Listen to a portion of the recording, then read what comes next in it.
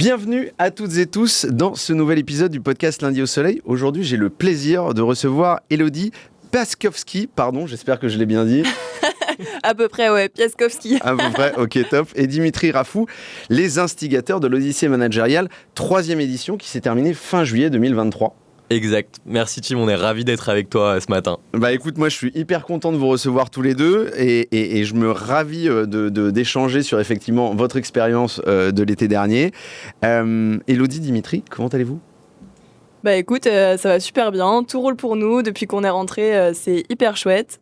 On est toujours étudiants, donc on a quelques cours. En parallèle, on restitue notre aventure auprès d'un maximum de personnes. Il paraît. On s'éclate. Et j'ai vu le récent article, je crois qu'il date d'août 2023, dans les EcoStart. Bravo, c'est cool. J'imagine que dans les prochaines semaines et les prochains mois, ça devra encore s'étoffer. Ouais. Alors aujourd'hui, on va parler de votre Odyssée managériale qui a pour ambition de répondre à une question cruciale. Comment les crises d'aujourd'hui nourrissent-elles le management de demain ? Donc c'est vraiment le sujet central qu'on va évoquer aujourd'hui, bien évidemment. Petite anecdote avant de commencer, je m'étais promis qu'on n'allait pas comparer, mais j'ai reçu il y a quelques mois Clément et Romain de l'Odyssée managériale 2e édition. Yes. Voilà, et ils étaient venus nous partager effectivement leur voyage, les learnings qu'ils avaient récupérés et les insights au cours de cette aventure assez trépidante. Avec vous, on va faire à peu près la même chose. On va pas forcément se concentrer sur la partie très amont organisationnelle, bien qu'elle soit très intéressante, mais plutôt sur ce qui s'est passé sur place, que vous avez appris, les trucs qui vous ont choqué, qui ont été percutants. Carrément. Donc voilà, ça va être cool. Petite différence, petite subtilité. Clément et Romain étaient frères. Vous, c'est un peu différent. Vous êtes en couple. Voilà, je vois que tu te marres, mais on rentrera éventuellement dans des détails cocasses dans deuxième partie de podcast. Mais du coup, la philosophie est un tout petit peu différente, en tout cas dans la partie, je dirais, organisationnelle et vie quotidienne.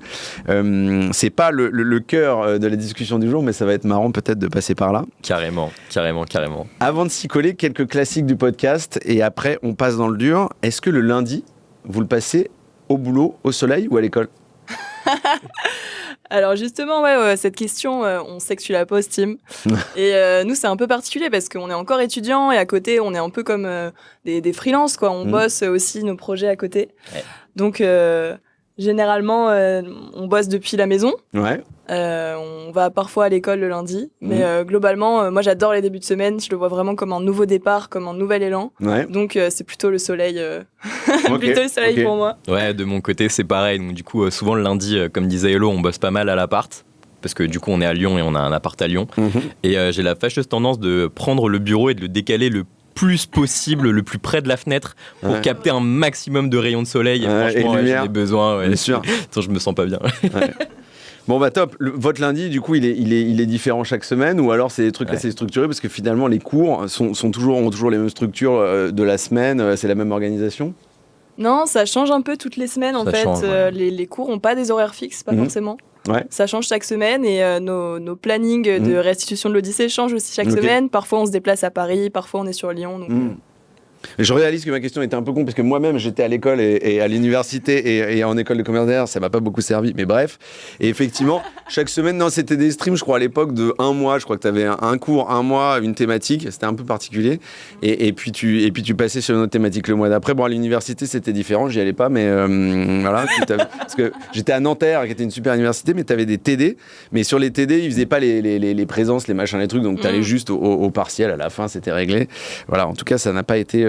Voilà, j'ai appris plein de choses, plus à l'université qu'en école de commerce, mais donc voilà. On passe à la suite. Est-ce que vous pouvez vous présenter assez brièvement, nous raconter un peu votre parcours académique ? Ouais, carrément. Du coup, moi, Dimitri, j'ai 23 ans au moment où on enregistre, donc étudiant, enfin, on est tous les deux étudiants à l'EM Lyon.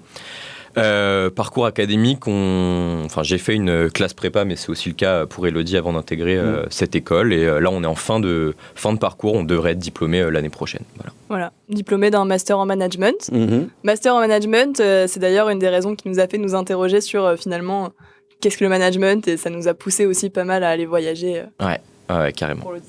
Je vais poser une question qui est potentiellement un peu complexe et dans la réponse, je pense qu'il va falloir manquer d'humilité.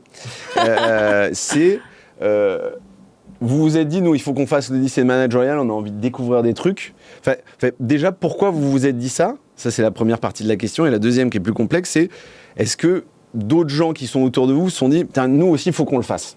Et qu'est-ce qui a fait la différence pour que vous soyez choisis, en fait ? Ouais. En fait, du coup, l'Odyssée, c'est une association où chaque année, tu as un binôme d'étudiants qui fait le tour du monde, qui organise son voyage de A à Z. Et ce binôme va choisir le prochain duo. Donc, en l'occurrence, nous, on était en concurrence avec d'autres. Et il a fallu qu'on se démarque via un dossier assez exigeant quand même. Donc, du coup, c'était Clément et Romain, nos prédécesseurs, qui bien sûr, qui ont jugé. Nous ont choisi. Oui. Mais du coup, on était testés sur notre connaissance de l'innovation managériale, sur notre solidité en tant que binôme. Et si on avait déjà eu des expériences de travail ensemble avant. Et un peu la capacité aussi de débrouille, de baroud, de voyage, et d'impro aussi, d'écoute aussi. Pas mal d'écoute parce que pendant les entretiens qu'on menait pendant l'Odyssée, on a été vachement... T'as presque un profil très journalistique aussi. Il faut être carrément un peu en capacité d'interviewer les gens et puis de s'immerger, de pas être timide, machin. Exact, ouais. Et parfois aussi, savoir recadrer les discussions, c'est quelque chose auquel on a eu un peu de mal au début parce qu'on se sentait posture, tu vois, un peu d'étudiant face à des professionnels. C'était parfois pas évident. Et en fait, on s'est rendu compte que les gens ont tendance à dériver ou à éviter les questions qui les embêtent. Et donc, il y avait tout ce travail aussi. J'ai hâte que vous me recadriez pendant cet entretien. Donc, ok, super. Merci beaucoup déjà pour ces premiers éléments de réponse. Est-ce que vous pouvez nous expliquer vraiment rapidement, parce que j'imagine qu'il y a certaines auditrices et auditeurs qui n'ont pas connu l'Odyssée managériale de Romain et Clément. Et une fois de plus, je ne veux pas comparer. Du coup, est-ce que vous pouvez nous raconter en quelques mots quel est l'objectif de votre Odyssée managériale ? Bien sûr. Donc du coup, l'Odyssée managériale, c'est un projet qui se décompose en 3 phases, si on peut dire ça comme ça. Il y a une première phase qui va être avant le départ, qui va consister à nouer des partenariats avec des entreprises pour lever des fonds, préparer la thématique du voyage, préparer les destinations sur place, préparer les premiers rendez-vous. Donc ça, souvent, cette phase dure 4 mois. En l'occurrence, nous, ça a été entre septembre et décembre 2022. Okay. Après, tu as la phase de voyage. Donc nous, qui a duré 7 mois, où on s'est rendu dans 8 pays, que sont la Suisse, l'Allemagne, Israël, l'Australie, la Nouvelle-Zélande, le Chili, l'Argentine et le Maroc. Donc voilà, on a fait un petit tour du monde très sympa, de 7 mois du coup, et au retour, la phase 3 qui consiste en faire de la restitution, des podcasts, par exemple, ou des conférences, des écritures d'articles, on essaye de prendre compte un maximum. Et l'objectif global du voyage, il y a une raison d'être à l'association qui est donc la même pour chaque binôme et qui est d'explorer et de partager des pratiques de management innovantes qui émergent partout dans le monde. Donc c'est d'aller faire vraiment une étude terrain, de voir ce qui se passe partout dans le monde sur le domaine du management, sur comment les boîtes s'organisent, comment elles traitent leurs salariés, etc. Et nous, à cette raison d'être, on a ajouté notre propre raison d'être de binôme, qu'on a pas mal bossé pendant la phase de préparation dont parlait Dimitri.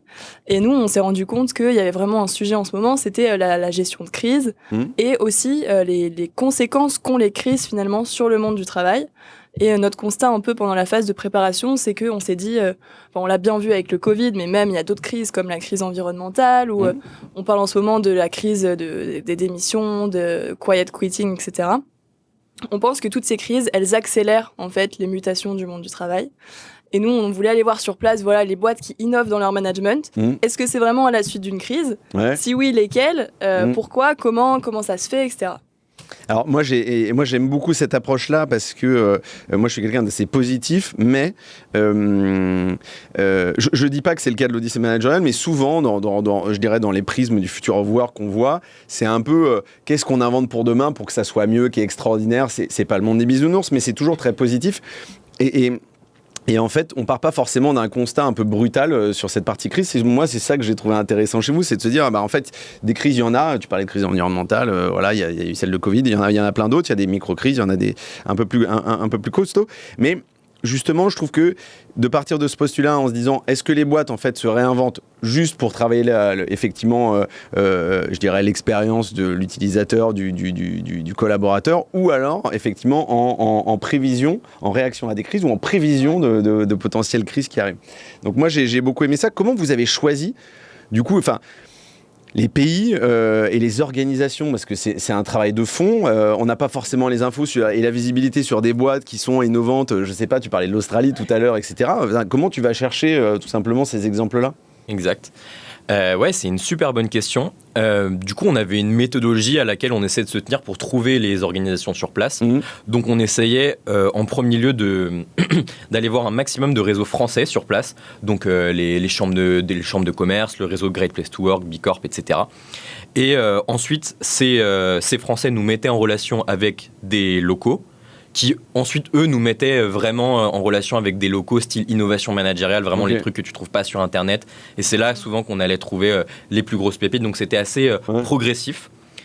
Et mais donc ça, c'est sur... Pardon, je suis désolé de t'interrompre. Ça, c'est sur place. C'est-à-dire, tu arrives sur place, tu as une main devant une main derrière, tu es à poil, et tu te dis, non mais c'est un peu ça, pardon. Et tu te dis, un peu ça, ouais. Ah ouais, c'est pas genre tu prépares en amont, tu as balisé ton truc, non, tu dis on va faire tel pays. Et donc tu balises juste tes pays et sur place t'arrives, faut que tu te démerdes pour trouver des bons exemples et tout. Ouais, du coup les rendez-vous, les premiers rendez-vous français, ça on les prépare 1-2 semaines à l'avance, on va dire. Ouais, d'accord. Ce qui est finalement assez court. C'est assez court, donc c'est assez stressant parce qu'on est dans le voyage, par exemple, on est encore en Nouvelle-Zélande et on doit commencer à préparer les rendez-vous dans 2 semaines qui vont être au Chili. Ouais. Donc c'est un peu challengeant, on avait pas mal le réseau français, parfois on essayait aussi de contacter des boîtes sur LinkedIn, des mails, enfin c'était pas mal à la débrouille et on voulait laisser une grosse part à l'improvisation pour vraiment aller chercher en fait les petites pépites qui sont pas sur internet quoi. Ouais, bien sûr, en fait c'est ça je trouve que c'était l'enjeu de Romain et Clément. J'ai pas connu le premier vidéo, mais il y a d'ailleurs, on avait parlé de ce format à faire avec les 3 binômes, je trouve ça assez drôle, mais effectivement c'est de se dire comment j'ouvre pas, enfin je suis pas dans des portes ouvertes avec des trucs qui sont déjà connus et reconnus, etc. Comment je vais chercher un peu les pépites, et je trouve que c'est ça qui était la complexité que j'aime bien. Du coup là-dessus, pourquoi cette problématique-là de la crise, c'est parce que vous avez dit justement, c'est quelque chose dont on parle pas du tout.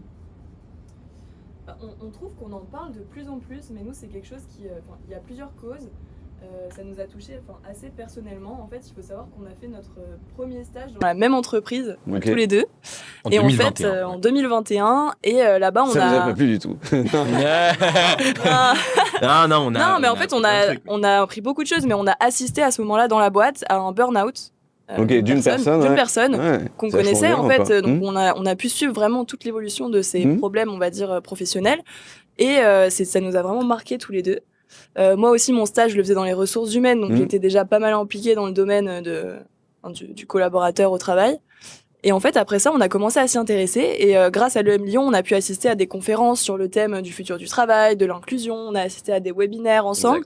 Exact. Et en fait, un jour... Ça a déclenché... Et là, vraiment, on s'est dit, non, mais c'est ce truc-là qu'on veut faire. On veut apporter notre pierre à l'édifice de l'innovation managériale.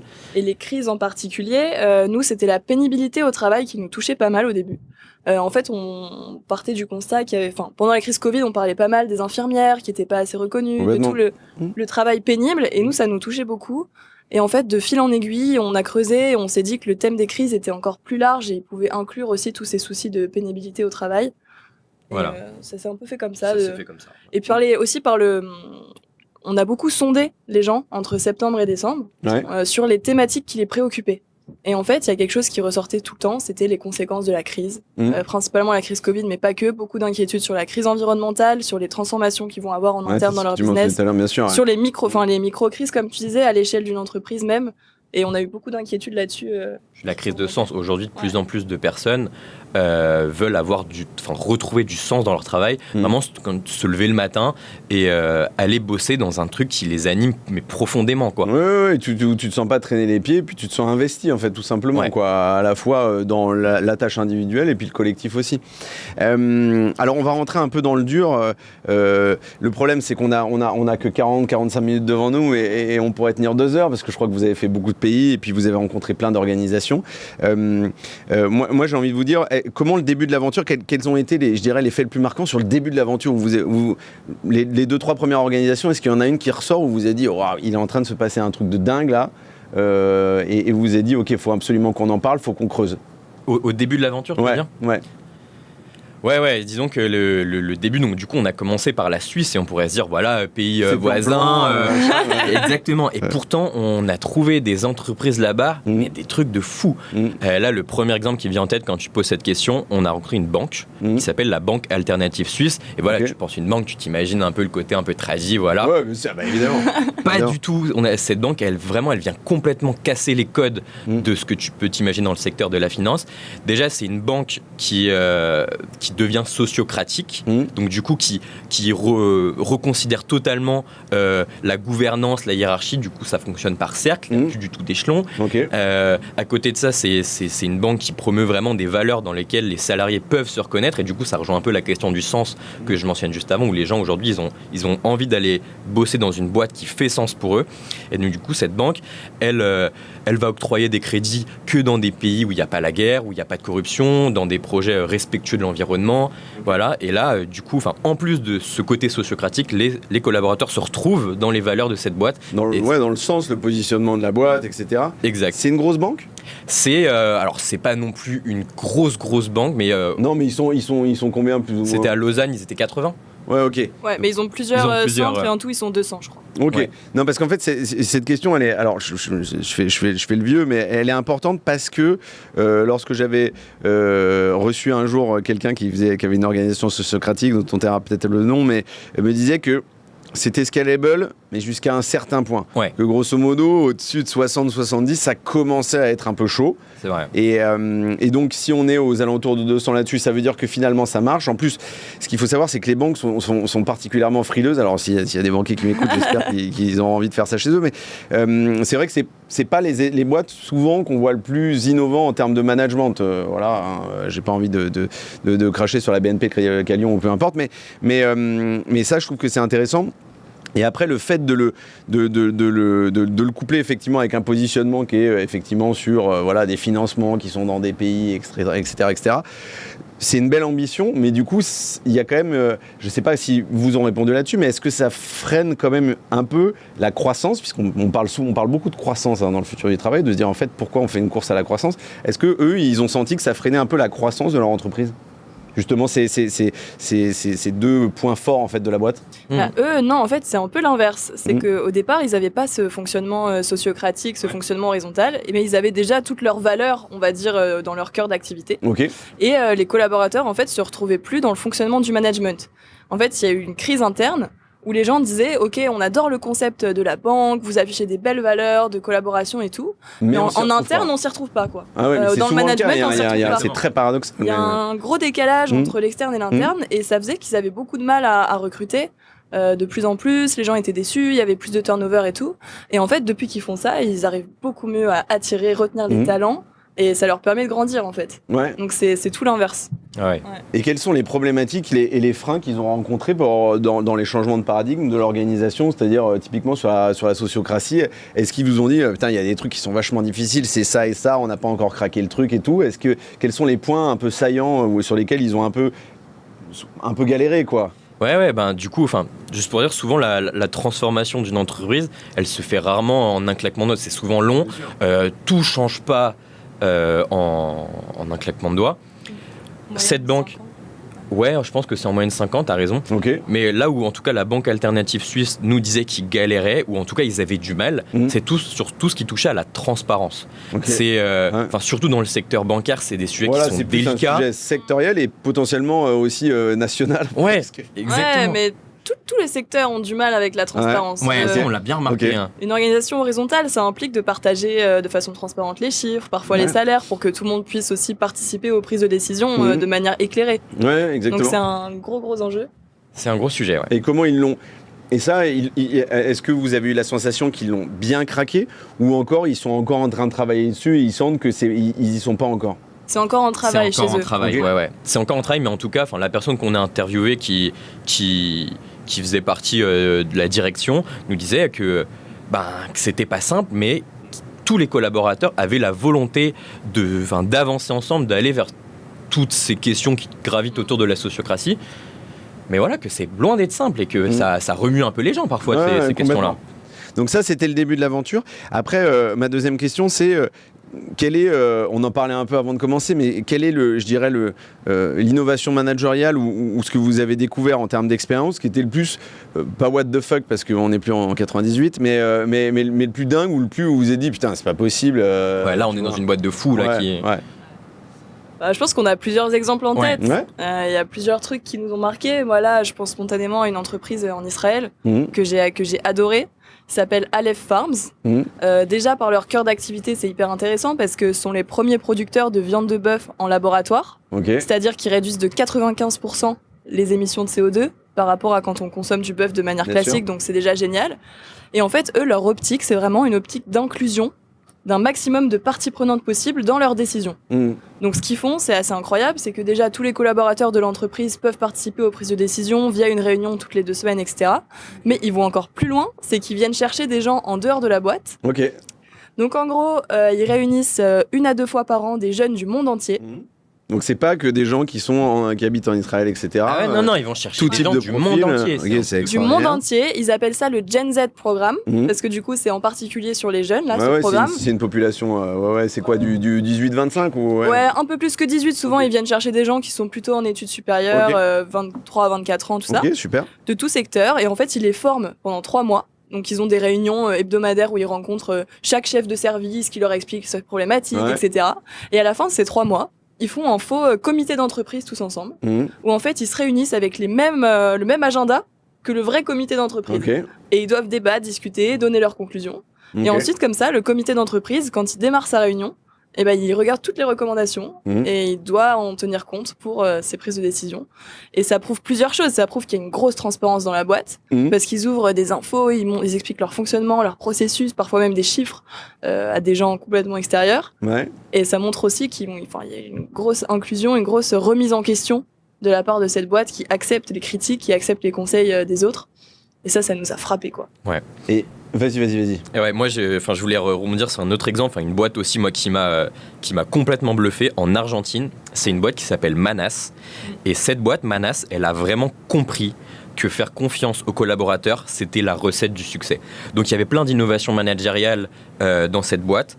Mais s'il fallait en retenir une, c'est que les salaires dans cette boîte sont déterminés par les pairs. C'est-à-dire que selon les bénéfices de l'entreprise... T'as pas intérêt à t'embrouiller avec un mec avec qui tu bosses, quoi. Ouais, t'as pas intérêt à t'embrouiller, mais l'entreprise, en fait, il y a une sorte de logiciel où t'as les bénéfices de l'entreprise et chacun se les distribue entre eux, mais sur des bases de critères qui sont pas liés à la performance. Donc tu vas distribuer, je sais pas... C'est-à-dire complètement subjectif. La bonne humeur, un tel m'a aidé sur un projet au moment où j'étais un peu dans une galère et tout. Donc franchement, on était bluffé. T'as pas le droit de t'en verser à toi. Oui, bien sûr. Et après, il y a un système de tours, pour harmoniser un peu. Mais du coup, où tu distribues les salaires à tes pairs, c'est un truc de fou.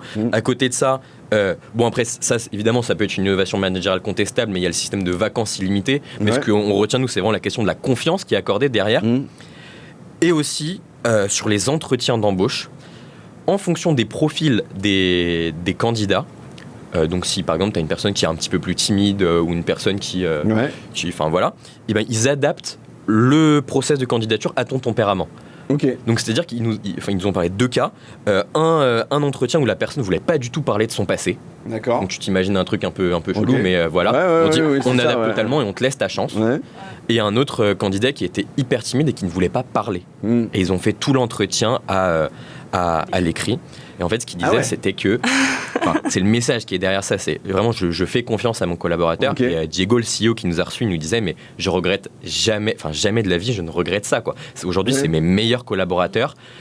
C'est un truc de fou. Et... Alors, ça peut pas marcher sur n'importe quel type de poste, parce que si c'est effectivement quelqu'un d'assez timide, ce qui arrive dans beaucoup de jobs, sur la partie écrit, tu peux pas le faire sur un job de commercial, ce genre de choses. Bien sûr. Mais lui, en fait, il a mené sur ce volet effectivement de recrutement, d'individualiser complètement l'expérience candidat. Pourquoi ? Parce qu'en fait, il n'avait pas recruté ou parce qu'il s'est dit, tout simplement, je veux que les gens qui viennent chez nous soient à l'aise et que ça reflète effectivement l'expérience qu'ils vont vivre dans la boîte. Quel était le propos ? Ouais, c'est ça. Et c'était de dire, il y a des talents qui sont pas conventionnels et qu'on laisse de côté. Et en fait, ces personnes-là, c'est les plus engagées, finalement. Parce qu'ils se disent, waouh, on m'a accepté tel que je suis, on reconnaît mes qualités, même si j'ai des défauts qui peut-être peuvent être des no-go dans d'autres boîtes. Ouais, bien sûr. Et on m'a accepté tel que je suis. Et en fait, il dit que c'est vraiment les collaborateurs les plus engagés qu'il a jamais eu.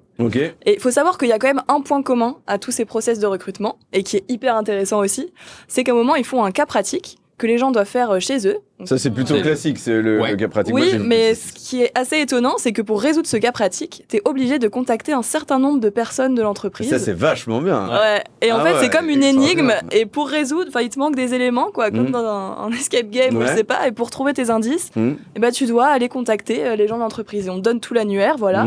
Et tu dois choisir qui est pertinent de contacter et tout. Et donc, ça permet finalement de voir si tu es à l'aise avec tes collègues, déjà comment tu te comportes avec eux, si tu t'intègres bien dans la boîte. Ouais. Et ça marche vachement bien. Alors ça, moi j'aimerais bien qu'on ait ça en France. Il y a une question de législation en France sur le sujet, effectivement, parce qu'en fait, tu peux pas travailler sur une boîte avant d'y être.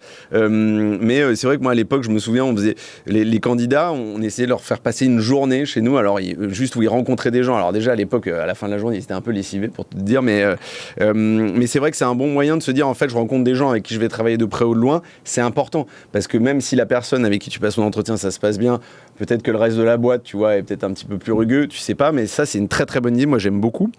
Je rebondis juste sur ce que vous disiez sur les vacances illimitées. Ouais. Moi, je suis un peu partagé sur ce point-là. Ouais, moi, j'aimerais avoir le regard, que j'avais reçu Luco, le boss de Luco, qui avait lancé des vacances illimitées. Alors, c'était il y a 1 an et demi peut-être, etc. Et il me disait, en fait, ouais, c'est vachement bien, les collaborateurs étaient happy et tout. Sauf que dans les faits, je devrais pas utiliser le mot sauf, mais dans les faits, les collaborateurs, en fait, prenaient maximum 1 semaine de plus, quoi. T'as pas le collab qui va ouvrir un peu le truc et qui va se dire, ok, je vais prendre 5 semaines de plus, je vais me gaver. Et donc, comment lui, dans les faits, c'était utilisé par les collaborateurs? Est-ce que vraiment les mecs le collectif avait utilisé ça de manière vraiment profonde, ou alors c'était juste un nice to have et puis voilà, quoi? Ouais, ce que le CEO nous avait dit, c'est qu'il n'y avait pas d'excès dans le sens où personne prenait la liberté de se prendre 3 semaines de plus que les autres ou quoi, mais que, en fait, les collaborateurs étaient ultra attachés à cette pratique par le message, en fait, qu'elle renvoyait derrière. En fait, finalement, c'est une illustration parfaite de la confiance qui règne dans cette entreprise. Il n'y a pas d'excès, mais du coup, ils sont tellement contents de pouvoir, si jamais tu as une tuile le vendredi, de pouvoir poser ce jour-là. Enfin, du coup, tu n'as pas besoin de justifier plus que ça. Ouais. Mais dans la pratique, non, il n'y avait pas d'excès. C'est un message parmi d'autres, quoi. Voilà, c'est ça. Okay, c'est un message et ça crée une espèce d'autocontrôle naturel dans la boîte, en fait, où finalement, les gens... s'ils posaient 1 semaine de congé en plus, il faut quelque part aussi le justifier auprès des autres, l'expliquer, et puis ça se fait de façon beaucoup plus naturelle et on se sent pas imposer quelque chose, on est responsabilisé, on doit expliquer pourquoi, on prend à tel moment tel congé, sans dévoiler de détails personnels, mais il y a un minimum de... Et alors, c'est une question, le mec est pratico-pratique, mais lorsqu'on parle de vacances illimitées, est-ce qu'ils pouvaient prendre les vacances quand ils veulent ? Ou est-ce qu'il y avait cette notion, effectivement, parce qu'il y a plein de boîtes, en France, moi j'accompagne des boîtes, effectivement, et souvent, il y a des boîtes qui, il y a 15 jours imposés au mois d'août, machin, et en fait, il y a des gens qui n'ont pas d'enfants, alors c'est pas que eux, mais il y a des gens qui n'ont pas d'enfants, ils me disent, en fait, moi j'ai pas envie de partir en août, ça me coûte un bras, ça fait chier, je veux partir en septembre. Et donc, est-ce que pour eux, en fait, est-ce qu'il y avait des moments de vacances spécifiques qu'ils devaient prendre un peu obligatoirement, ou alors c'était complètement ouvert ? C'était complètement ouvert. Ok. C'était vraiment complètement ouvert. Je pense que c'est hyper important, ça. Ouais. Quand ils voulaient. Voilà. Après, tu dois t'arranger au sein de ton équipe, quand même. Oui, donc il y a un sujet de consultation, mais comme un peu partout, quoi. Mais il n'y a rien qui t'est obligé par Ok. Je reviens, Élodie, en revanche, sur l'exemple que tu parlais sur Israël. Et de cette boîte et de ce beau pays, pourquoi ils ont décidé effectivement de mener cette expérience avec la Gen Z sur effectivement ce conseil d'administration, on va dire fake, mais j'aime pas trop le mot, mais pourquoi ils ont décidé de mener ça? Juste pour s'inspirer, ou ils se sont dit en fait on a besoin d'une génération qui est peut-être un peu plus jeune, qui va apporter de l'innovation dans la réflexion, on a besoin d'avoir une vision extérieure. Enfin, quel était le propos? La principale motivation, c'était que leur cœur d'activité est hyper nouveau et inquiète beaucoup les gens. Les gens sont hyper méfiants sur la viande artificielle et comment ça marche, et est-ce que c'est transparent en interne. Et donc, c'est ça qui les a poussés aussi à s'ouvrir et à avoir tout un tas de pratiques, parce qu'il n'y a pas seulement la consultation des jeunes, ils ont un visitor center. Donc, n'importe qui peut s'inscrire. Bon, il y a une liste d'attente un peu, pour venir dans la boîte, et on t'explique comment ça marche et aussi comment est le management en interne, etc. Je pense que c'est principalement pour des questions d'éthique, mais en fait, ils poussent l'éthique vraiment à un autre niveau. C'est-à-dire qu'ils se dévoilent totalement au monde extérieur sur leur fonctionnement en interne. Donc, si on parlait de transparence tout à l'heure, c'est aussi ça, la transparence, c'est de se dire, en fait, tu viens dans la boîte, tu regardes ce qu'on fait, pas de sujet, quoi. Exact. Tu regardes ce qu'on fait, et en fait, le Gen Z, c'est que tu viens même critiquer ou conseiller sur ce qu'on fait. Je rebondis, alors je veux pas vous faire lister toutes les innovations que vous avez vues, mais j'ai un peu envie de le faire malheureusement, mais moi la question que je me pose c'est, est-ce que vous avez remarqué, j'imagine que vous avez essayé d'avoir un panachage d'innovations vachement diverses, mais est-ce que finalement vous avez quand même trouvé des points de convergence entre différents pays qui ont pourtant des cultures différentes ? Avec des mécaniques qui étaient sensibles, je sais pas, type vacances illimitées, type holacratie, t'étais capable de voir ça en Australie et je sais pas, en Allemagne ou en Suisse, ou alors dans des continents différents. Est-ce qu'à un moment donné, vous êtes tombé sur des pratiques communes, alors pourtant vous étiez sur des pays qui étaient aux antipodes géographiquement et peut-être différents en termes de culture ? Je pense que ta question, elle rejoint un peu la question de est-ce que les pratiques managériales sont influencées par la culture du pays ou pas, finalement. Exactement, ouais. Il y a un peu des deux. Moi, je dirais 50-50. Okay. Par exemple, sur tout ce qui est organisation horizontale, je dirais que ça, dans le cas de la Suisse, c'est influencé par la culture. Okay. Parce que la culture suisse, elle est très participative au niveau du système politique, c'est beaucoup plus décentralisé que nous. Mais par exemple, au Chili, c'était un peu un pays challenge pour l'innovation managériale, parce que c'est un pays qui est hyper néolibéral, qui est pas du tout dans la protection sociale de manière générale par son histoire et tout. Et en fait, là-bas, il y a eu le deuxième plus gros écosystème qu'on a vu d'organisations sociocratiques, horizontales et tout, qui naissent en opposition, finalement, à la culture locale. Ouais. Donc, c'est dur de faire une généralité sur ta question, mais il y a un peu des deux. Je sais pas si toi, Dim, tu penses à d'autres choses, mais... Ouais, non, mais moi, je suis d'accord avec ce que tu dis. Alors, c'est pas une innovation managériale en tant que telle, mais c'est plutôt une tendance qu'on a remarquée aujourd'hui, en tout cas qui peut être vue comme un levier d'engagement au travail. C'est la question de l'entrepreneuriat qui est aujourd'hui de plus en plus encouragée comme une pratique managériale, quoi. Donc, dans les boîtes, quoi. Dans les boîtes, voilà. L'intrapreneuriat, ça, c'est une tendance qu'on a remarquée, c'est que partout dans le monde, les gens ont de plus en plus envie d'être entrepreneurs.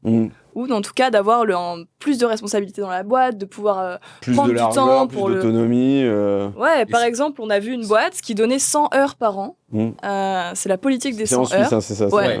Pour laisser la possibilité aux collaborateurs d'explorer un projet de leur choix. Et si le projet prend et qu'il trouve stylé, il est incubé en interne. Et donc, tu as un budget que tu peux utiliser un peu comme tu veux, ou c'est juste du temps-heure et en fait, tu te débrouilles pour le reste, donc tu crées ton projet, ou tu as quand même du budget avec ou... Au début, tu n'as pas de budget, tu fais un prototype, un business plan et tout, et si c'est voté, et ben là, tu as du budget. Et il y avait un autre exemple aussi qu'on a vu en Argentine, une start-up qui s'appelle Kitchenita. Et elle, son innovation managériale, c'est de proposer des classes d'entrepreneuriat. En fait, on a proposé aux collaborateurs tout un tas d'avantages. Et on leur a dit, mais vous préférez quoi dans tout ce panel ? Et ce qui ressortait, c'était, nous, on veut des classes d'entrepreneuriat. Nous, on veut apprendre à lever des fonds et tout ce qui gravite autour de ça. Et dedans, il y avait des vacances en plus, des déjeuners, des activités de team building. Mais en fait, non, les gens, ils ont voté pour avoir des classes d'entrepreneuriat. Les gens, aujourd'hui, ils veulent apprendre. En fait, ils veulent développer des compétences qui leur permettent de peut-être changer de boulot plus tard, être directement dans le truc. Enfin, voilà. Bien sûr. Il y a aussi cette logique de... Tu parlais, les éléments dont tu parlais, le levier, c'est effectivement du bien-être à l'instant T, c'est-à-dire très rapide. Mais après, il y a la notion de monter en compétence, de savoir ce que je vais faire derrière et ce que je vais faire, peut-être en dehors de la boîte, mais peut-être dans la boîte aussi, quoi. C'est ça. En fait, aujourd'hui, tu passes vraiment plus du tout toute ta vie dans la même boîte comme c'était le cas avant. Et en fait, ce qui peut paraître paradoxal, c'est que aujourd'hui, si on veut attirer des talents, il faut paradoxalement leur proposer de développer des compétences qui ne seront pas instantanément applicables dans la boîte. Bien sûr, ouais, complètement. Et ça, c'est assez intéressant, je trouve.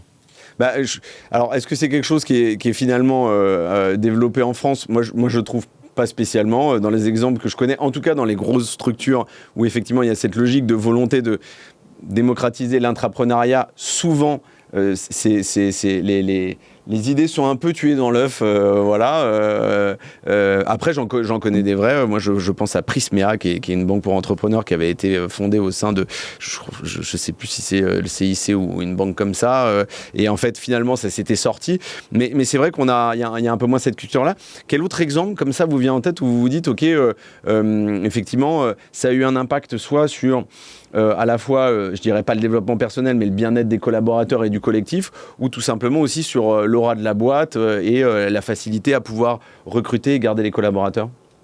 Ouais, je vois un autre exemple dans le même style, on va dire. C'était en Australie, une boîte qui s'appelle 99 Designs et qui travaille donc tout dans ce qui est la tech, la programmation, etc. Et en fait, ils permettaient aux collaborateurs de faire du détachement. Ça veut dire qu'en fait, pendant une période de 2 mois, ils pouvaient aller bosser dans une autre équipe qui n'était pas la leur.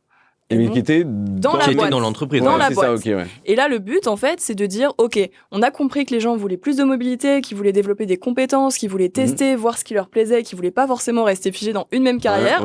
Mais nous, on veut garder les talents. Donc, on leur permet de faire ça en interne. Et donc, ils s'organisent. Bon, bien sûr, il faut s'organiser en avance avec son manager, etc. Évidemment. Et en fait, tu as la possibilité de complètement changer de service et d'aller voir si ça te plaît. Et si ça te plaît pas, bah, tu reviens dans ton service d'origine avec des nouvelles compétences que tu pourras appliquer dans ton service d'origine. Et en fait, c'est gagnant-gagnant, aussi bien pour le collaborateur que pour la boîite. Ouais, c'est une super idée. Et eux, c'était, ils avaient effectivement eu comme impact, ils avaient mesuré ça en un taux de fidélité plus important. Bah oui, carrément. Enfin, en plus, ce qui était intéressant, c'est du coup que c'était dans le secteur de la tech. Par définition, un secteur où il y a beaucoup de turnover. Ouais. Et cette boîte, la 99 Design, qui est basée à Melbourne, ils nous disaient, nous, les talents, ils restent, quoi. Et franchement, ça marche du feu de Dieu. Leur taux de turnover est bien en dessous de la moyenne du marché australien. National, ok. Je reviens sur un autre prisme qui m'intéresse particulièrement et que j'ai envie d'évoquer avec vous, c'est comment... on parlait de montée en compétences tout à l'heure avec vous deux, mais c'est comment il s'appuie aussi sur la montée en compétences des managers, justement, avec ce prisme de crise que vous évoquiez un peu tout à l'heure et qui était le sujet phare un peu de votre odyssée. C'est en fait... comment ils accompagnent, pour être plus concret et avoir une question plus claire, comment ils accompagnent les managers dans ces différents pays-là et dans ces différentes boîtes-là pour justement mieux gérer les crises ou les appréhender ou les prévoir. Ouais, alors c'est vrai que la question de la gestion de crise, c'est important dans le management. Je dirais qu'il y a des bonnes pratiques communes, en fait, qu'il faut avoir, peu importe la région du monde où on se situe. Déjà, il y a une erreur à éviter, c'est le micromanagement. Et ça, on nous l'a dit partout dans le monde. On nous l'a dit partout dans le monde, vraiment, dans toutes les entreprises où on allait. Si t'es sur le dos de ton collab, ça sert à rien. Voilà, c'est ça. Micromanagement, clairement, ça signifie devenir dans le contrôle de tout. Finalement, tous les process sont plus longs parce que tu veux tout valider toi-même et donc ça ralentit le truc au moment où il faut que ça soit efficace, justement. Donc ça va complètement à contre-courant de ce qu'il faut en temps de crise.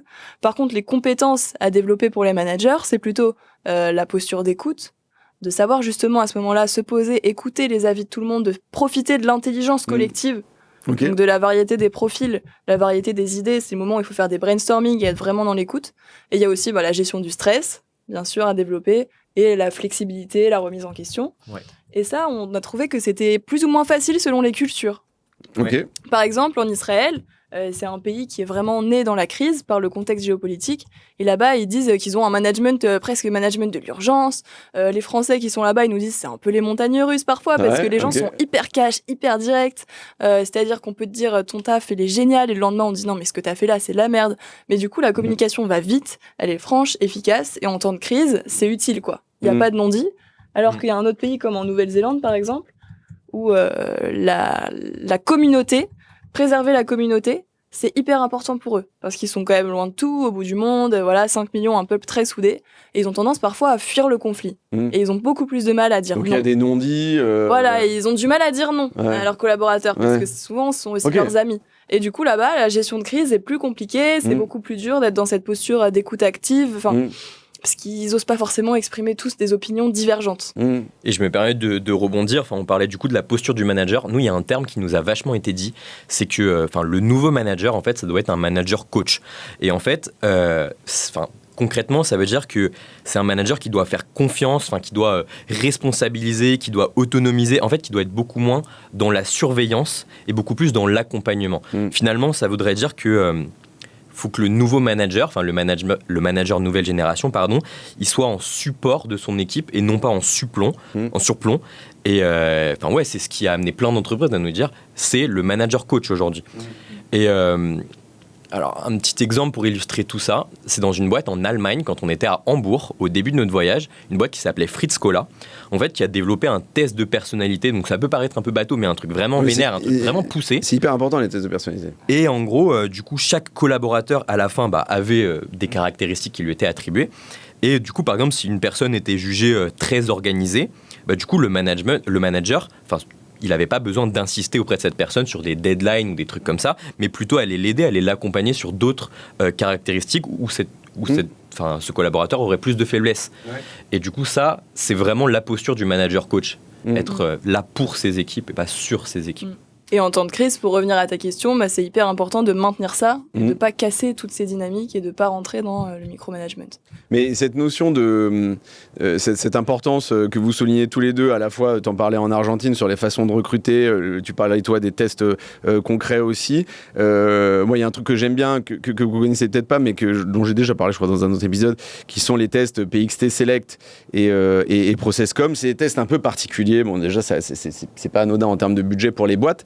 Mais en fait, c'est des tests qui te permettent, il y a une certaine redondance dans les questions pour être sûr que voilà, que tu pipotes pas dans les réponses, entre guillemets. Mais ce qui est surtout intéressant, c'est pas ça, c'est qu'en fait, à la fois pour un manager et pour même les collaborateurs autour, si tu veux, ça va te permettre de comprendre quel type de personnalité tu as en face de toi et comment, en fait, tu vas pouvoir réagir dans certaines situations.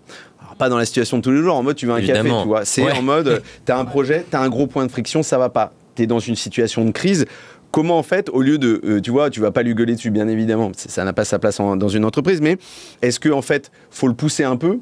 Est-ce qu'il faut lui dire, vas-y, c'est toi qui vas trouver la solution? Et donc, tu as toute cette technique un peu qui va te dire comment tu peux interagir avec la personne et comment lui aussi va être en capacité de se dire, en fait, je sais que lui, c'est plutôt un accélérateur, lui, c'est plutôt, tu vois, un machin, un truc, etc.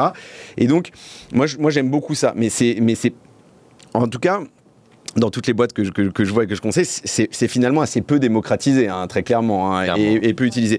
Et d'ailleurs, c'est pas non plus, je dirais, à la portée de tout le monde, parce que c'est du temps, c'est en termes de budget pas anodin, je le disais, et puis ça rajoute une petite couche de complexité, sur le truc. Moi, j'ai une question sur laquelle je voulais revenir, qui change un peu des questions que j'ai posées avant. Est-ce que vous avez vu des boîtes où il y a des boîtes qui vous ont dit, nous on a essayé un truc, ça a complètement foiré, ça a pas marché? Parce qu'en fait, souvent, il y a des boîtes qui vont vous dire, bon, nous, on a testé ça, on a réglé à la marge, mais est-ce que vous avez eu, je dirais, c'est un peu une chance, parce que moi, je trouve que les boîtes ont pas forcément la culture du fail dans la façon dont ils communiquent les trucs qu'ils ont fait. Et est-ce que vous avez eu des boîtes qui vous ont dit, on a eu ça, mais finalement, c'est pas pour nous? Ouais, je pense à quand on était au Chili, non?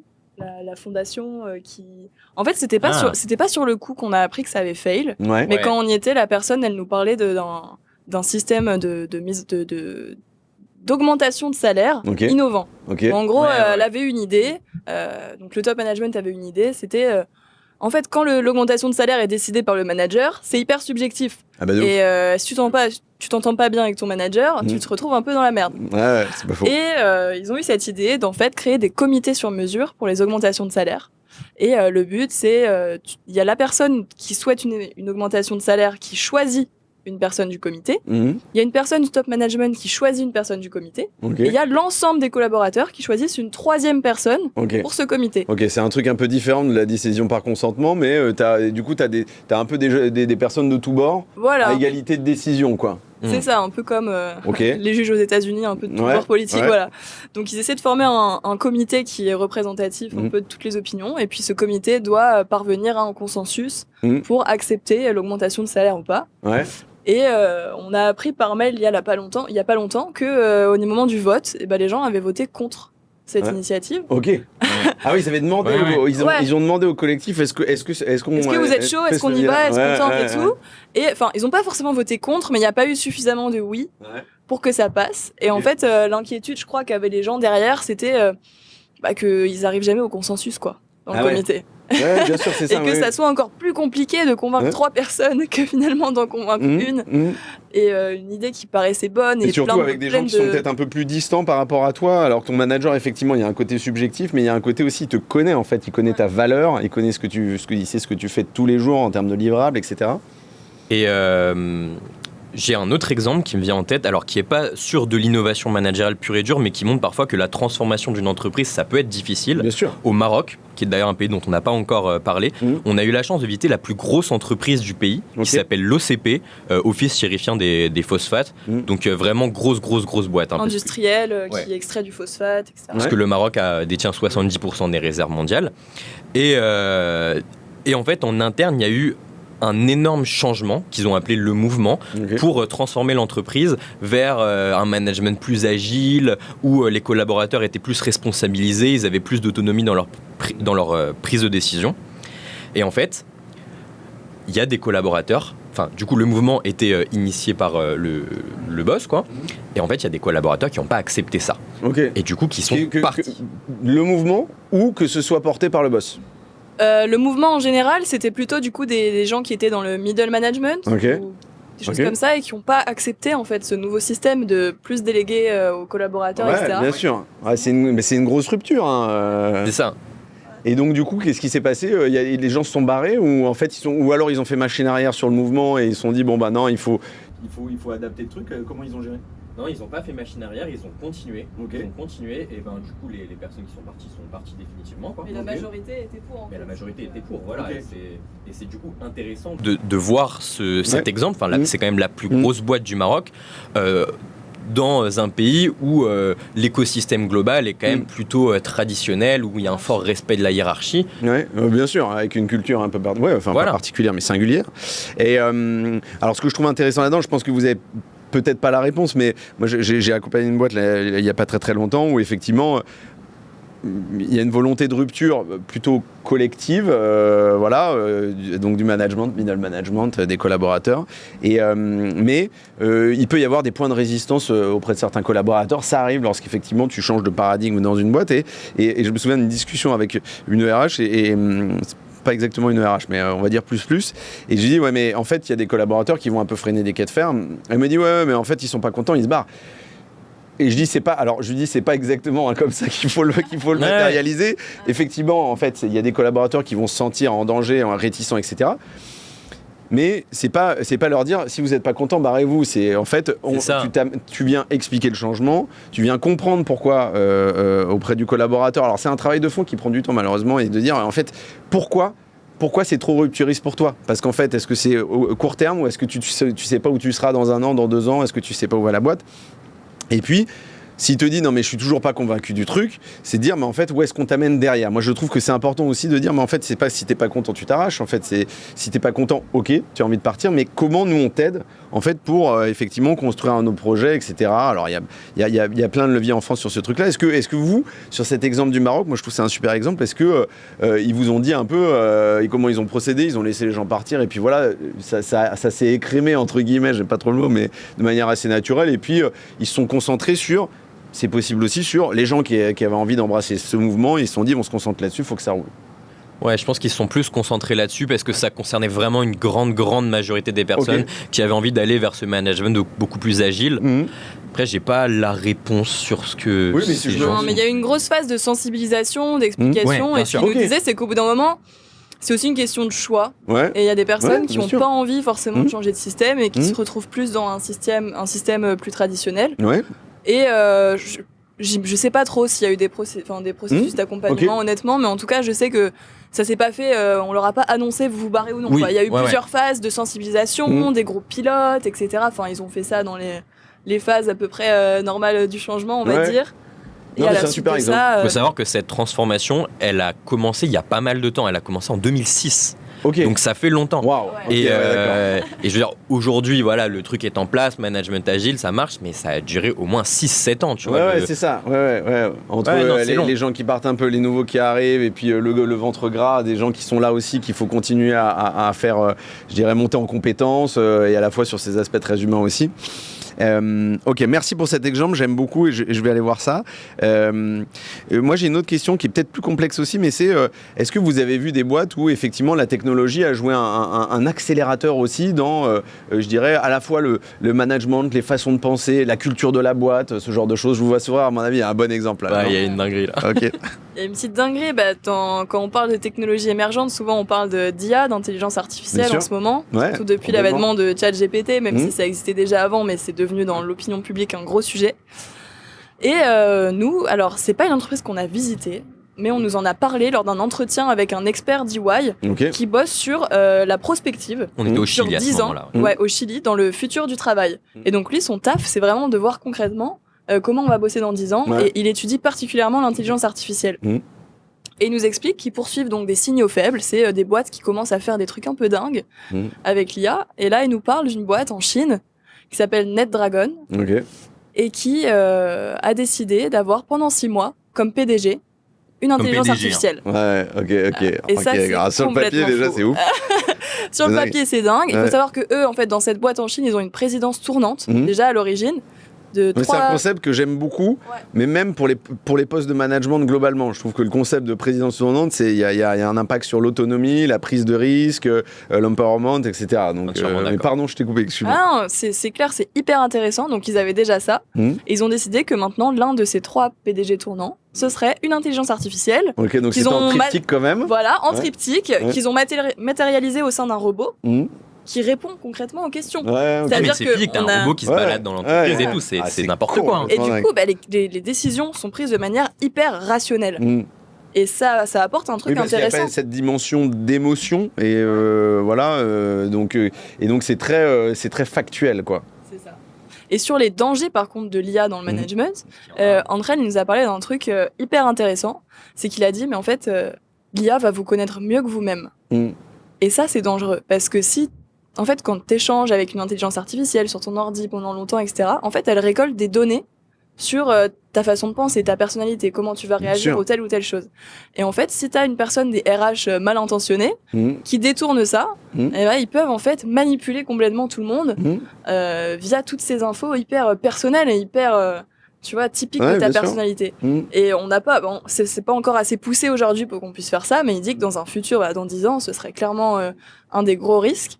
Sur lequel il y a un vrai point de vigilance. Et, sur la confidentialité. Mais ça commence aujourd'hui aussi, parce que sur ChatGPT, alors j'ai déjà fait un épisode sur l'IA spécifique, mais c'est vrai que si tu rentres un peu dans un niveau de granularité très important sur les choses, les contenus que tu veux produire, ce genre de choses, faut apporter beaucoup d'informations effectivement sur les contenus. Donc fatalement, il sait la façon dont tu écris, il sait un peu ce que tu penses, etc. Donc je trouve que c'est déjà un peu le cas. Je suis pas du tout parano, je précise. C'est déjà le cas, mais on sait pas encore bien comment l'utiliser. Et du coup, cette personne qu'on a rencontrée au Chili nous expliquait que finalement, le futur du travail avec les nouvelles technologies, ça va être de trouver ce bon degré d'arbitrage entre l'humain et l'intelligence artificielle.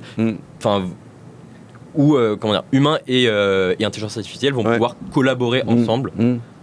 Et l'enjeu, c'est pas d'avoir les meilleures machines ou les meilleurs cerveaux humains, mais les meilleurs process de collaboration entre les machines et les cerveaux humains. Pardon, je t'ai coupé, Tim. J'ai trouvé que vous aviez été très complémentaire sur cette réponse, merci. Et du coup, est-ce qu'il y a des résultats sur cette aventure chinoise? C'est ça.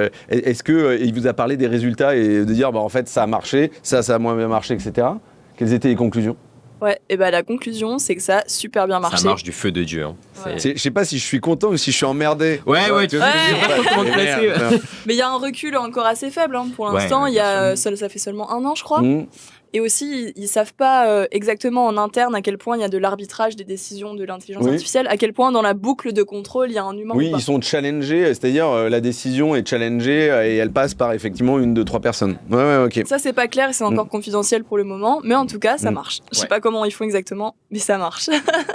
Ok. Je reviens sur une autre question que j'avais envie de vous poser. Est-ce que vous avez croisé des gens, des boîtes, des aventures entrepreneuriales où effectivement, je dirais dans la façon de travailler, je dis ça entre guillemets, était différente sur, je sais pas, les rythmes de travail par exemple. En fait, il y avait des gens qui pouvaient bosser de 4h du mat à 8h, il y en avait qui pouvaient bosser de l'étranger, etc. Enfin, est-ce que est-ce que vous avez vu des concepts un peu intéressants sur ce volet-là?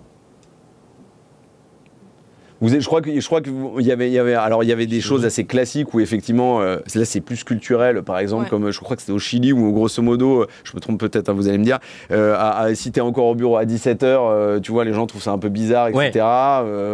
C'est plutôt en Australie ça. C'est plutôt en Australie.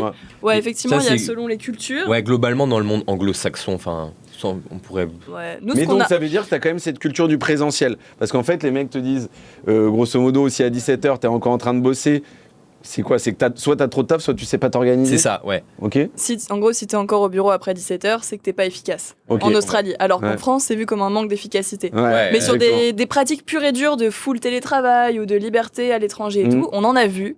Mais pour être honnête, c'était exclusivement dans le domaine de la tech. Ouais. Ah oui, c'est ça. Mais qui est souvent assez moteur un peu là-dedans. Hein. Là, je pense quand même à un truc. Il y a une petite start-up qu'on a rencontrée en Israël qui s'appelait Kima, où justement, du coup, en fait, ils n'étaient pas nombreux. Ils étaient 5 ou 6. Ils étaient en full télétravail.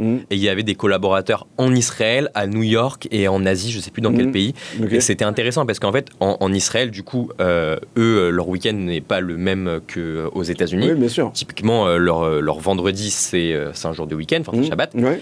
Et c'était intéressant de voir l'arbitrage qu'il y avait entre Israël et les États-Unis, où tu vois, les week-ends sont pas les mêmes. En plus, avec le décalage horaire, ça donne parfois des rythmes de travail où tu dois vraiment t'adapter. Ils avaient que 3 jours communs dans la semaine, en fait. 3 jours communs dans la semaine, ouais. Et sur des équipes qui sont sizées comme ça, finalement, ça fonctionnait pas mal, où ils disaient, bon, putain, ça nécessite quand même des process un peu lourdeaux, on a vraiment des petits rituels, etc., parce que sinon, c'est complexe, enfin... Ça fonctionne très bien, mais justement, d'où là l'importance d'avoir une méthodologie assez...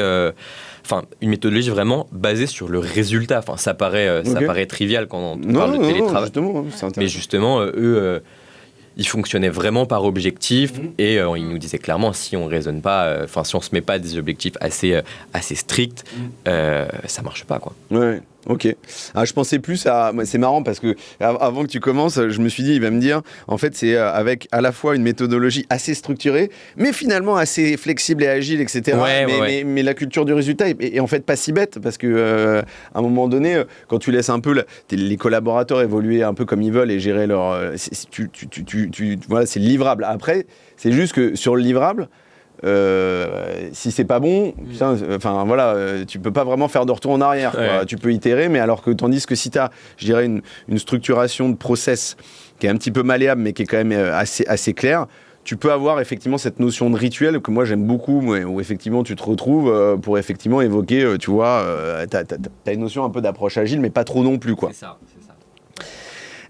Top. Est-ce que vous avez, avant de passer à la dernière partie, est-ce que vous avez un dernier exemple qui vous vient en tête et que vous avez envie d'évoquer et qui vous a fait sourire ou vous avez particulièrement apprécié? Ouais, moi je pense, je te voyais commencer. Est-ce qu'on pense au même? Parce que c'est un peu différent de ce qu'on a évoqué pour l'instant. Ouais. Pour l'instant, on parlait de boîtes qui étaient innovantes dans leur management en interne, mais on n'a pas trop parlé des cabinets de conseil qui proposent des méthodologies assez étonnantes. Okay. Et là, j'en pense à un. Ouais. Et pour l'introduire, il y a une petite question qu'on aime bien poser. Ah ouais. Tim, tu veux la poser? Non, vas-y, t'es lancé. Alors, il faut que tu choisisses, Tim. Tu dois faire un vol en avion. Ouais. Et t'as 2 pilotes, mais tous les 2, pas très expérimentés. Ok, c'est un peu des nouveaux. Je sens que je vais me faire avoir. T'as le premier pilote. Donc, pilote 1, il a fait 700 heures d'instruction théorique. Ok. Solide quand même, beaucoup d'heures. Mais théorique. Le pilote 2, il a fait 400 heures d'instruction théorique et 100 heures de conduite en simulateur de vol. Qu'est-ce que tu choisis? Tu montes dans quel avion? Dans quel avion tu montes? C'est la mauvaise réponse, j'imagine, mais je prends le deuxième parce qu'en fait, je trouve qu'il a la pluralité des expériences. Non, t'as répondu comme 99% des personnes. Donc t'as la bonne réponse. Mais c'est la bonne réponse. Et en fait, c'est le constat de base d'un cabinet de conseil en Allemagne qui s'appelle CPC Consulting et qui dit le monde des formations, c'est génial, tu peux faire des heures et des heures de formation, mais ce qui compte, c'est quand même la pratique. Ouais. Et donc, eux, ils ont créé un truc complètement dingue.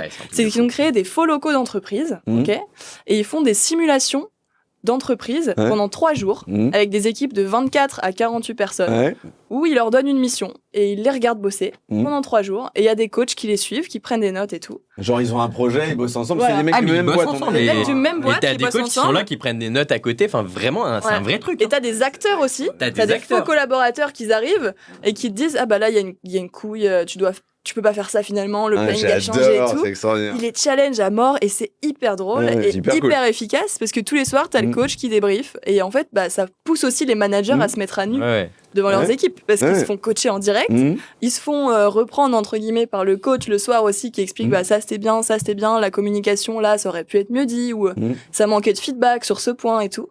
Et en fait, en 3 jours, tu progresses énormément et beaucoup plus qu'en 700 heures. C'est super, très bonne approche. Merci, je reprends cette idée, je veux bien évidemment la réutiliser. C'est important. Et pardon, vas-y Dimitri, t'allais dire quelque chose. En fait, moi j'allais bifurquer sur un autre exemple, mais qui était plutôt une rencontre hyper marquante qu'on a eue pendant le voyage. Enfin, je sais plus exactement si c'est ce que tu cherchais à avoir comme réponse, mais quand on était en Nouvelle-Zélande, il y a eu... c'est un peu une histoire de fou qui nous est arrivée en fait. On voulait approcher une personne de la communauté maori pour discuter du management façon maori. Tu sais, les Maoris en Nouvelle-Zélande, c'est 12% de la population. C'est une communauté qui est quand même assez fermée. Et on s'est dit, on va en Nouvelle-Zélande, on veut parler de management maori. Quoi. On a galéré. On envoie des messages et tout, pas de réponse. Et là, il y a une personne qui nous répond et qui nous dit, trop bien, moi je m'y connais en management maori. On se retrouve... dans le musée d'Auckland, au café. Et on y va, tu vois, on peut se dire, on a des rendez-vous qui se passent dans des cafés, voilà. Bien sûr. On y va et tout. Le rendez-vous se passe hyper bien. Ça dure 2-3 heures. Elle nous parle de trucs. Alors, c'est difficile à conceptualiser le management façon maori parce qu'en fait, il n'y aura jamais une traduction parfaite en français, mais en tout cas, on nous a expliqué tous les principes du leadership maori. La philosophie, la hiérarchie qui peut y avoir derrière, etc. Qui est vraiment, qui replace vraiment l'humain au centre, qui est vraiment très axé sur le bien-être. Et donc ça, bref, ça nous a frappé. Mais ce qui était génial dans la rencontre, c'est que, en fait, à la fin, cette personne nous a dit, en fait, moi, je ne vous connaissais pas à la base. C'est hyper rare qu'il y ait des personnes, surtout de France, qui viennent en Nouvelle-Zélande pour parler de management maori. Et là, elle nous dit, j'ai choisi le musée. Et regardez, là, dans le public, dans les gens qui y a autour, elle dit, là, il y a mon fils. Là, il y a mon père. Là, il y a mon mari. Et en fait, ils avaient eu un peu peur de nous, tu vois. Oui, ils se tenaient éloignés, quoi. Ils étaient cachés. Ils étaient dans le décor. Il y avait des espions. C'est dingue. Un truc de fou. C'est complètement dingue. Et encore plus dingue, c'est que donc, la dame était quand même un peu terrifiée de nous au départ. Et à la fin, complètement fou. Elle avait un collier au cou qui est en fait typique maori et qui symbolise l'éternité et tout. Donc un truc hyper fort. Et elle l'enlève, elle nous dit voilà, ça fait plusieurs années que je l'ai. J'ai vraiment adoré votre démarche. J'ai envie que vous repartiez avec un bout de notre culture et tout. Et elle nous offre son collier. Elle nous donne le collier. Frisson, là, je le dis. J'ai frisson. Mais incroyable comme vous racontez. Et vraiment, et là, on se dit. C'est la plus belle rencontre. On se dit waouh. Là, on est. Là, tu passes un cap. C'est vraiment quelque chose de différent. Non, c'est... Rien que d'en reparler, là, j'ai des frissons. Vraiment. Moi, je plaisantais pas. J'ai vraiment des frissons. C'est plus sur le côté rencontre qui était hyper belle, mais et puis ce qui était marrant, c'est que tu vois, par exemple, les Maoris ont une façon assez originale de se dire au revoir. Donc du coup, quand on a rencontré son mari, c'était vraiment, en fait, tu colles le front à la personne et du coup, tu touches le nez avec ton nez de cette personne. Et du coup, voilà, on s'est salué comme ça. C'était hyper fort comme moment. C'est complètement dingue. Et je trouve là, tu passes dans une autre strate de l'aventure qui tu dis qui est finalement plus forcément une aventure. C'est une aventure humaine, bien évidemment globalement, mais c'est une aventure sur le management, les innovations. Et là, tu passes vraiment sur du perso. Je veux dire, c'est quand même ça. Bien sûr. Extraordinaire cet exemple. Merci beaucoup, j'adore. Je trouve génial. Je vous propose qu'on passe à la dernière partie. Le temps est un peu compté. C'est plus, on reviendra peut-être sur une petite anecdote. Je pose toujours la question anecdote à la fin, je vous rassure. Moi, j'ai envie de savoir ce que vous avez appris sur vous-même, en fait, très concrètement. Vous êtes parti, je veux dire, je dirais à deux égards. Le premier, c'est partir en tant que couple sur une aventure qui est une aventure pro. C'est quand même ça à la base. Je veux dire, étudiant ou pas, c'est une aventure professionnelle. Exact. Et puis, qu'est-ce que vous avez appris sur vous-même? Je veux dire, d'un point de vue intellectuel, d'un point de vue montée en compétences émotionnelles aussi, mais ce genre de choses. C'est une super question. Tu veux commencer à répondre? Non, vas-y. Franchement, pour rebondir sur l'aspect couple que tu mentionnais, c'était un sacré challenge parce que on s'est rencontrés en 2020. Mais on a déjà fait des voyages ensemble, on a déjà bossé, on a fait un stage, voilà. Mais là, c'est autre chose. Donc, forcément. C'est vivre H24 pendant X mois, X semaines, etc. C'est ça. On n'a pas tous les deux des tempéraments explosifs, mais ça serait te mentir que de te dire qu'on s'est pas frité à des moments, qu'on n'avait pas de désaccords. Et ce qui est difficile quand tu voyages à deux, c'est qu'en fait, quand t'es pas d'accord, il n'y a pas une troisième personne qui vient intervenir. On est un nombre pair, donc forcément, c'est l'idée d'Elo contre la mienne.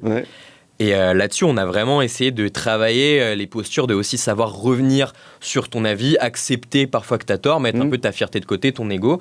C'est super important. Le compromis. Ouais. Et ça nous a aidé, donc on l'a amélioré et appris avec ce côté pro. On était suivi par un coach. Mais dans l'expérience. Ah non, ok. On était suivi par un coach. Qui s'appelle Thomas Bouchard. Qui était en distanciel du coup et que vous sollicitiez quand vous en avez besoin, c'est ça, ou c'est des points de rendez-vous qui étaient fixés un peu au départ ou... C'est hyper intéressant, c'est un autre sujet, mais je trouve que c'est hyper intéressant. Ouais, on l'a vu avant le départ déjà. Okay. En fait, il connaît bien l'Odyssée managériale. Voilà, il nous a aidé pendant la préparation. Et on le voyait quand on en avait besoin, mais c'était quand même assez fréquent, une fois par mois à peu près. Ouais. Et lui, il nous aidait pas mal à gérer cet aspect binôme, et même l'aspect couple, quoi, clairement. Ouais. Et en fait, tout ce qu'on a appris sur la culture du compromis, ça nous sert aussi dans notre vie perso, Bien quoi. sûr, évidemment. Ouais. Donc ça, c'est génial. Et après, sur les grands enseignements, niveau voyage, on a aussi pas mal appris à voyager autrement, quoi. Ouais, et ça, je sais que c'est un truc qui nous tient à cœur. C'est vraiment quand tu arrives dans un pays, vraiment mettre tous tes stéréotypes de côté, vraiment arriver dans une autre culture, tu te dis là j'arrive dans le pays, j'ai tout à apprendre. Et même si tu as appris, c'est ça. Tu tournes la page d'un bouquin, là c'est une page blanche. Par exemple, le choc culturel le plus fort, c'est quand on est passé de Nouvelle-Zélande à Chili. Alors c'est pas du tout la même chose. Et là vraiment, il faut arriver, tu sors de l'avion, tu dis tout ce que j'ai appris avant. Enfin, il y a une partie que j'ai réutilisée bien sûr, mais j'oublie. Tu passes à une autre aventure en fait. Et ça c'est difficile finalement. C'est difficile et vraiment, il faut être hyper agile en fait, se réadapter en permanence. Ça, je pense que c'est une qualité sur laquelle on a pas mal su évoluer et s'adapter. Pour la petite anecdote un peu marrante, c'est que moi je notais sur un carnet tous mes clichés avant d'arriver dans un pays. Ok. Donc je sais pas, je me disais j'ai l'impression que les Australiens mangent que des barbecues, des trucs comme ça. Ou aussi sur l'aspect professionnel, je me disais j'ai l'impression que les Australiens ils font tout le temps du surf, qu'ils partent du boulot, des trucs comme ça. Évidemment. Et en fait tous les clichés comme ça, je me disais ok, je les ai mis là sur le papier. Maintenant, je ferme ce bouquin et je vais voir sur le terrain et j'oublie tous ces clichés, quoi. Je trouve que c'est un très très bon exercice. Et à la fin du pays, je rouvrais le bouquin. Et là, tu te marrais un peu. Il y a des trucs qui sont vrais, mais il y a des trucs tu dis non. Ouais.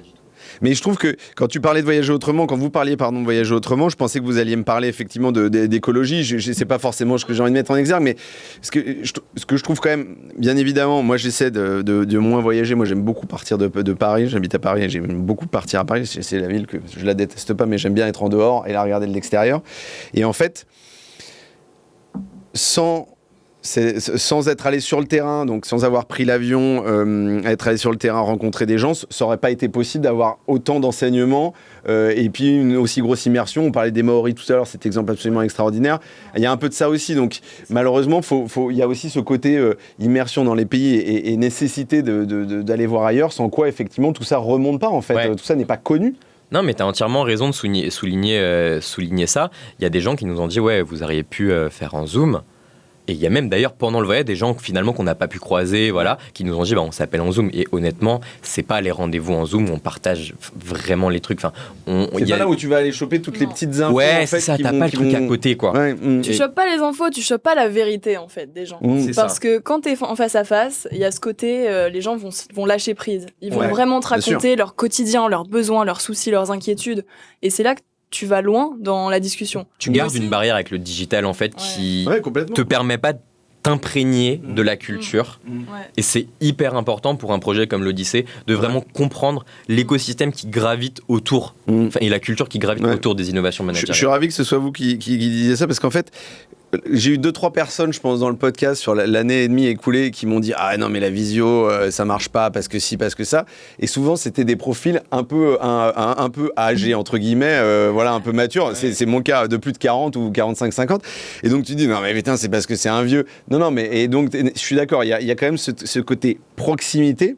Ouais. Et puis, il y a un côté, je suis désolé, mais il y a un côté tactile aussi, en fait. Ouais. Quand tu peux toucher les gens, alors attention, tout honneur, mais c'est vrai que moi je trouve effectivement, c'est pas forcément de serrer les mains, mais avoir le contact, c'est pas la même chose. Il y a un côté très phéromone aussi, mais qui est important, je trouve. Puis t'es là, t'arrives, c'est ça. Puis combien de fois on est allé boire un café, on a fait les rendez-vous au bar à la fin, on s'est bu une bière, puis il y a des gens avec qui on est devenus amis.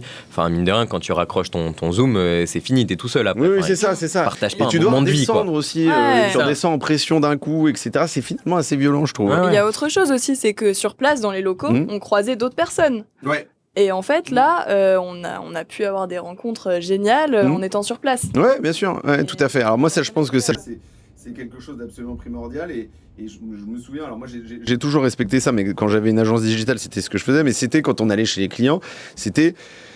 En fait, on leur disait, est-ce qu'on peut squatter chez vous toute la journée, quoi? Et ils disaient, mais putain, mais pourquoi vous voulez que squatter chez nous, en fait, quoi? Tu vois, alors déjà, parce qu'en fait, t'étais à 10 bornes de ton taf, tu vois, donc moi, je suis en vélo, donc c'était, tu vois, c'était pratique, ça m'évitait de faire 4 fois le tour de Paris. Et puis, surtout, c'était intéressant parce qu'en fait, tu voyais ce qui se passait. Tu regardes un peu les interactions, et c'est pas que la machine à café, je te parle de la façon dont les gens travaillent, tu parlais du cabinet tout à l'heure et tout. Tu vois un peu tout ce qui se passe, tu vois l'écosystème humain. Et je trouve que ça, c'est l'immersion, et donc c'est très important d'être sur place. Et c'est là où, effectivement, tu vas croiser d'autres personnes, tu vas aller prendre d'autres enseignements, d'autres insights. Je pense que c'est très intéressant. Top. J'ai une question importante, c'est là, on a débriefé sur effectivement votre aventure. Déjà, félicitations. J'aurais dû commencer par ça l'épisode. En tout cas, moi, je ressors avec plein d'idées plein la tête. Maintenant, qu'est-ce que vous allez faire? Parce qu'en fait, ça, faut le mettre un peu dehors, faut le sortir. La restitution, elle a quelle forme? Comment vous allez la distiller? Comment vous allez la déployer? C'est une belle question, c'est un gros chantier, parce que, on aurait peut-être aussi pu le mentionner juste pour dire des chiffres. On a visité en tout 96 entreprises et on a fait 210 interviews. Ok, donc on a traité 5%. Ouais, à peu près. Ouais.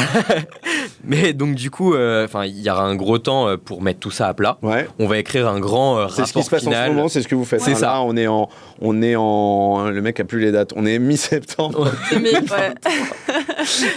On met tout ça à plat. En parallèle de ça, on fait des conférences, on essaye d'écrire des articles, d'inspirer un maximum de personnes. Mais à côté, il y a ce travail que nous, on fait perso à côté, où on essaye de répondre à cette problématique, comment les crises d'aujourd'hui nourrissent le management de demain.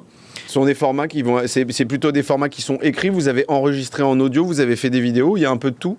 Dans un premier temps, on veut mettre tout ça dans un rapport écrit, un peu formel et tout, mais qu'on partagera pas forcément tel quel. Le but, c'est que nous, on soit au clair dans notre raisonnement, dans nos liens et tout. Et ensuite, ce qu'on aimerait bien faire, mais il y a encore beaucoup de réflexions là-dessus. Évidemment, c'est des pistes. Mais peut-être un petit livret un peu ludique sur le guide pratique des innovations managériales. Super, où un en bouquin, fait, quoi. C'est ça. Mais un petit bouquin mais comme ça, avec pas un truc trop indigeste. Ouais, pas le truc qui te prend 1 heure et potentiellement qui t'active sur des réflexions rapides et pas. C'est ça. C'est ça, genre le matériel dont tu as besoin pour mettre en place la pratique, le nombre de personnes, voilà. Classé par difficulté. Par catégorie, tu vois, tu ouvres ta page, tu vois, est-ce que ça c'est difficile à faire, petite illustration. Ouais. Ce qui ressort, c'est que les gens, ils veulent des livres du type un peu par classeur. Enfin, le livre que tu peux ouvrir à n'importe quelle page et en fait lire et pas être perdu. Ouais, les gens, ils veulent plus des livres où tu dois commencer du début à la fin. Tu dois regarder le sommaire. Oui, c'est très linéaire, etc. Exact. Je suis d'accord.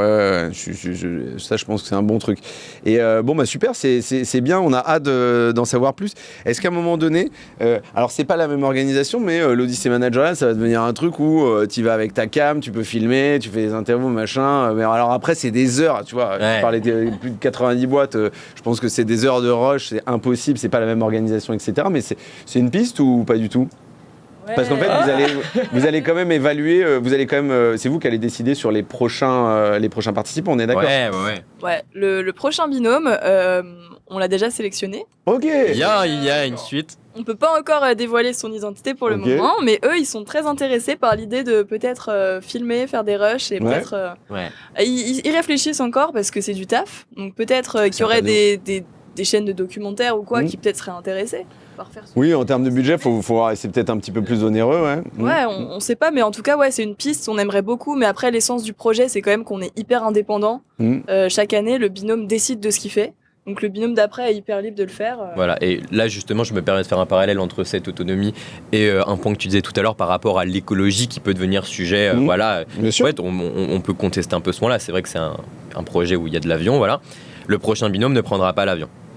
Donc un peu de nouveauté dans l'Odyssée managériale. Ah ouais, alors là, c'est pour ceux qui ne me voient pas et qui m'écoutent, j'ai de la surprise, on va dire. Alors j'aime beaucoup, mais ça veut dire que tu... Alors, je dis ça parce que, c'est un peu perso, mais avec ma famille, on voulait faire un voyage uniquement en train, ce qui limite un peu géographiquement, mais tu peux aller finalement assez loin en train. Si tu pars 1 mois et demi, 2 mois, tu peux quand même aller loin. Carrément. Alors, quand tu pars 5-6 mois, tu peux vraiment aller très loin en train et avec des moyens un petit peu... Il n'y a pas que le train, bien sûr, il y en a d'autres, mais... Carrément. Et puis, tout dépend de ta thématique de recherche. En fait, nous, avec le sujet des crises, on voulait vraiment avoir ce regard multiculturel. Parce qu'on s'est dit, c'est très, très important de voir dire, si on C'était était resté nécessaire, en en Europe, il y aurait Ouais. quand même eu beaucoup ce biais européen. Et nous, on voulait voir qu'est-ce qu'ils font au bout du monde face aux crises, qu'est-ce que les crises font naître partout dans le monde. Et c'était hyper important dans notre thématique. Ok. Mais sans spoiler, la thématique du prochain duo va très bien avec le voyage en train. Ouais, c'est ce que j'allais dire, vous pouvez pas nous lâcher la thématique. Très RSE, ouais. On est d'accord, c'est ça. Putain, Non, je il l'aurais pas, je travaille peux encore travailler, mais dessus vous en l'avez. plus. Ok. Donc, D'accord. Ok. Qu'est-ce que vous donneriez? Moi, c'est pareil. Je pense que c'est pas une question évidente. Elle est facile à poser, elle est pas facile à répondre. C'est qu'est-ce que vous donneriez comme conseil à, je dirais, pas forcément la population jeune, mais justement à des collaborateurs, des managers français de tous horizons, de tous secteurs, en se disant aujourd'hui comment on vient effectivement apporter de l'innovation et bien se questionner. Bien se questionner. Moi, je pense qu'en fait, ça peut paraître un peu bateau comme réponse, mais je pense vraiment qu'il faut oser. Il faut foncer, il faut pas avoir peur. Ouais. Tu vois, par exemple, nous, en soi, on est encore jeunes. Parfois, c'était un peu difficile d'arriver en entretien et de se mettre un peu de posture égale à égale. Ouais, mais dès qu'on se disait, bon, allez, on lâche prise, là, on n'est pas recruté dans l'entreprise, on va parler d'égal à égal avec la personne, on va vraiment aller lui poser des questions profondes sur ces innovations managériales. Là, on osait, quoi. Vraiment, on y allait. Et finalement, c'est ce qui nous a permis d'aller creuser des innovations managériales qui n'étaient pas en surface, quoi. Ouais. Donc, vraiment, laisser un peu ses a priori de côté, foncer, y aller, il faut pas avoir peur. Je pense que s'inspirer, c'est important. Et on voit que là, nous, on a fait une Learning Expedition à l'échelle de nous, étudiants.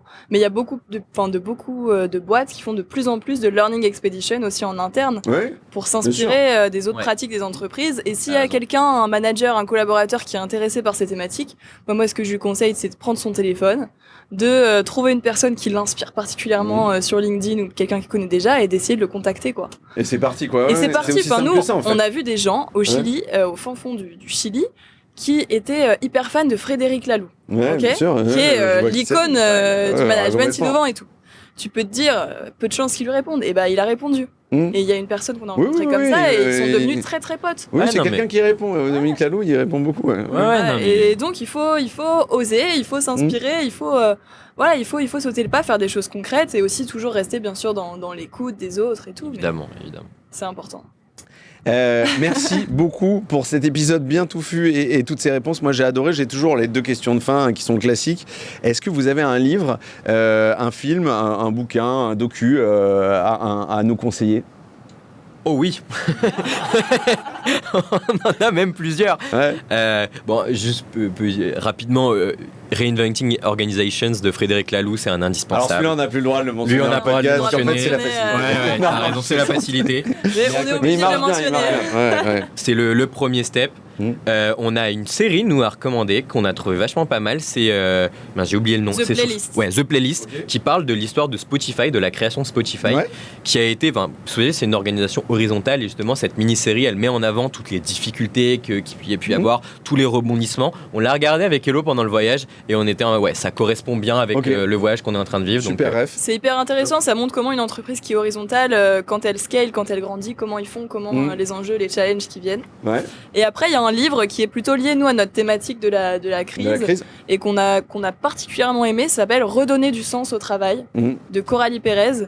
Et elle explique vraiment de façon, on trouve, hyper claire et pragmatique en 3 points, en fait, les leviers pour donner du sens au travail pour les collaborateurs.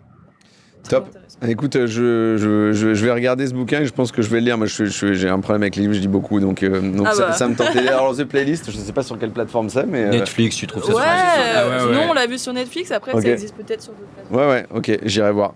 Dernière question, et je vous libère, je sais que vous en avez raconté 50 000, et je suis presque gêné de poser cette question à la fin. Est-ce que vous avez une anecdote, qui peut être une anecdote pro lors de ce voyage, ou un peu perso, que vous avez envie de partager? Ça peut être une anecdote commune ou une anecdote individuelle, mais que vous avez un bon ou un mauvais souvenir?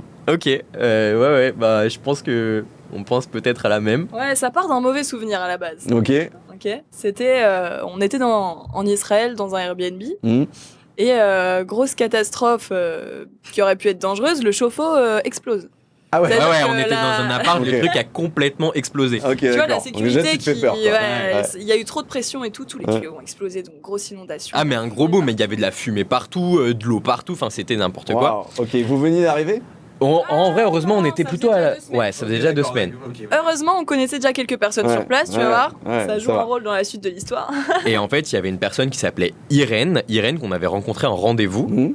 Et qui était un rendez-vous avec qui ça avait super bien matché. Et en fait, on l'appelle, on lui dit écoute, t'as pas un plan pour nous loger parce que là, on est en galère. En plus, à ce moment-là, il y avait un festival à Tel Aviv, là où on logeait, qui s'appelle Purim, mais style carnaval de Rio local, donc plus d'hôtel, tout était booké et tout. Et donc, cette Irène qui répond au téléphone, elle lui dit je suis pas là, mais venez chez moi.